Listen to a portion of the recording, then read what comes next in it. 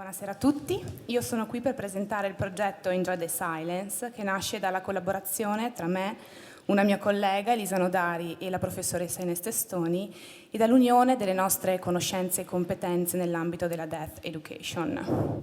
In particolare il nostro progetto prende come problematica culturale la modalità tipica di vivere dell'uomo moderno, il quale, preso dalla frenesia inarrestabile della quotidianità, non si concede più il tempo per fermarsi e porsi delle domande esistenziali fondamentali che gli permetterebbero di vivere più pienamente e consapevolmente.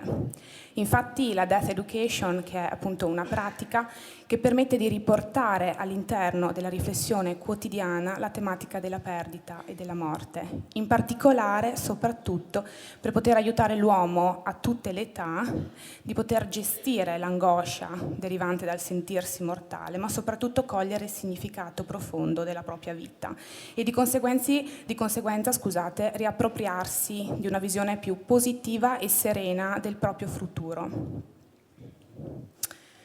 Per ciò che riguarda il target, sono proprio gli adolescenti di questo progetto. Infatti l'adolescenza è una fase molto importante nella quale è possibile porre le basi per una buona salute in età adulta. Dunque gli obiettivi che noi ci poniamo con Enjoy the Silence consistono proprio nell'aiutare i ragazzi a riflettere sull'inevitabilità di una perdita, giungendo così ad una crescita esistenziale matura e completa, elaborando responsabilmente la sofferenza e di conseguenza potendo anche portare avanti delle scelte responsabilmente.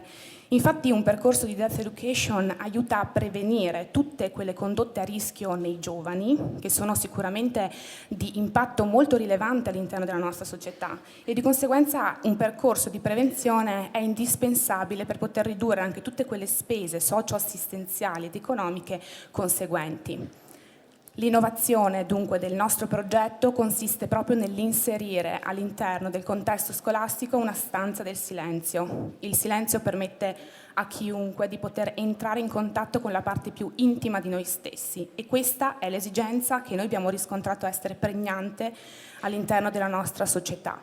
Non siamo più capaci di fermarci e di conseguenza in questa stanza essa ha un ruolo e un significato simbolico importantissimo, ovvero le persone possono incontrarsi con se stesse. Sicuramente questo è l'aspetto forse più complesso del nostro progetto, ma essendo appunto un'esigenza fondamentale, noi abbiamo deciso di lavorare esattamente in questo senso.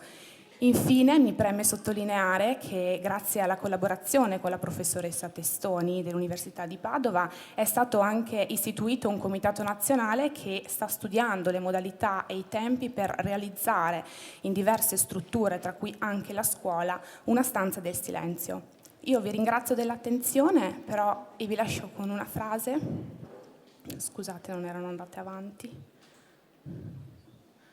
Una frase che può essere considerata appunto come il filo conduttore dell'intero nostro progetto. Vi auguro una buona serata e vi ringrazio dell'attenzione.